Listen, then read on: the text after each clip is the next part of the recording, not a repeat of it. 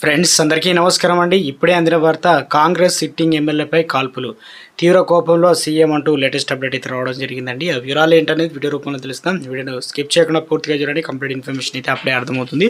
మీలో ఇంకెవరైనా సరే మన ఛానల్ సబ్స్క్రైబ్ చేయకుండా వీడియోస్ ఉన్నట్లయితే దయచేసి ఛానల్ సబ్స్క్రైబ్ చేసుకొని bell button all notification activate చేసుకోండి. అదేవిధంగా చూస్తున్నారు కానీ లైక్ చేయడం మర్చిపోతున్నారండి. దయచేసి లైక్ చేయండి. ఇక లేట్ చేయకుండా వీడియోలోకి అయితే వెళ్ళిపోదామండి. మనం కాంగ్రెస్ అభ్యర్థిగా పోటీ చేస్తున్న సిట్టింగ్ ఎమ్మెల్యే కాన్వాయ్పై కాల్పులు జరిగాయి. ఈ సంఘటనలో తన అనుచరుడికి బుల్లెట్లు గాయాలై కాల్పుల్లో సంఘటనపై పోలీసులు దర్యాప్తు చేస్తున్నారు. అక్టోబర్లో అసెంబ్లీ ఎన్నికలు జరగనున్న హర్యానాలో ఈ సంఘటన జరిగింది.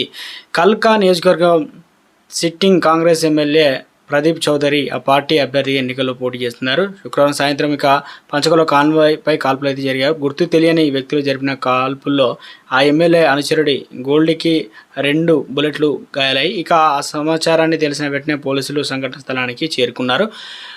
బుల్లెట్లతో గాయాలైన గోల్డీని చికిత్స కోసం చండీగఢ్లోని పీజీఐకి తరలించారు. అతడికి నేర కార్యకలాపాలతో సంబంధాలున్నాయని పోలీసులు తెలిపారు. ఈ నేపథ్యంలో ముఠాల మధ్య శత్రుత్వమే కాల్పులకు కారణమని చెప్పేసి అనుమానిస్తున్నారు. ఈ సంఘటనపైన కేసు నమోదు చేసి దర్యాప్తు అయితే చేస్తున్నారు.